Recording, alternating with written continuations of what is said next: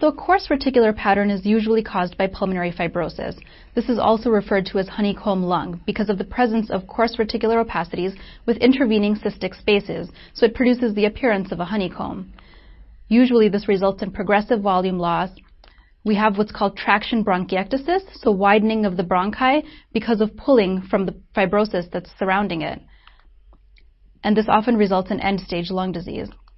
So the most common causes include, as we mentioned, idiopathic interstitial pneumonia, but other causes could also include sarcoid, collagen vascular disease, different types of drug reactions, or it may be idiopathic. So let's take a look at the different findings of pulmonary fibrosis. On the left, we have an example of a radiograph that's coned down to the right lower lung, and you can see coarse reticular markings. You can see them outlined here by the arrow.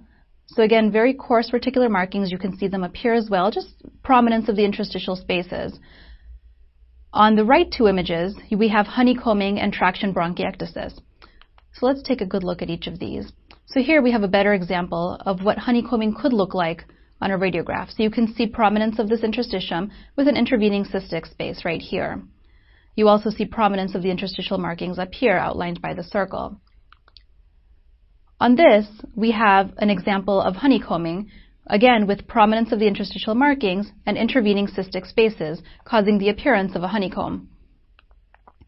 And this last image shows a dilated bronchus. Again, this is an example of traction bronchiectasis. So we have surrounding scarring and fibrosis, which pulls on the bronchi and causes them to enlarge. So the remaining two types of patterns seen with interstitial disease are nodular and reticulonodular. So we've seen an example of reticulonodular with metastatic disease. Let's take another look at some examples. So other things that can cause a reticulonodular pattern or a nodular pattern are hematogenous metastases, which can spread through the bloodstream. And again, the common causes are renal cell, testicular, breast, colon, melanoma, sarcoma, and ovarian. These usually produce more of a nodular pattern and somewhat less of a reticular pattern. So this is an example of varying nodules of different sizes. You can see them throughout both lungs, and this is an example of hematogenous metastases. So you can see the interstitium actually looks somewhat normal here. It's really just the multiple nodules that we see. So on a chest x-ray, whenever we see multiple nodules like this, one of the things that should come to mind is metastases. Bronchogenic carcinoma can also produce this pattern. This is an example that I'm about to show you of an adenocarcinoma of the right upper lobe. So although lung cancer can produce multiple different nodules, usually the initial presenting sign is a single large nodule like we see here. You can see that it's pretty well circumscribed, and this can be confused with a consolidation. So usually to differentiate, what we would do is we would treat the patient. If there's any thought that this might be a pneumonia, you would treat the patient with antibiotics and then do a follow-up chest x-ray to make sure that the finding has resolved. So tuberculosis can also cause multiple nodules.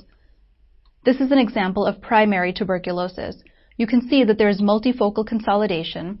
Rarely you may see a cavitation, and usually if it is seen, it's in the right upper lobe. And you can also see ipsilateral hilar lymphadenopathy. Primary TB can also produce pleural effusions, which we don't see on this radiograph. So reactivation TB can produce a different pattern upon presentation. This is usually caused by reactivation of a primary focus that's acquired during childhood. Usually this presents with consolidation, often cavitary, that are localized to the upper lobes and the superior segments of the lower lobes. Here you can see bilateral upper lobe consolidation. Healing usually results in fibrosis. So you can see another area of consolidation here involving the lingula and the left upper lobe. Sarcoid can also present with multiple interstitial nodules.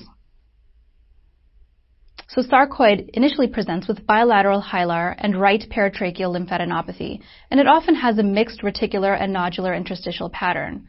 You can see the adenopathy here on this radiograph.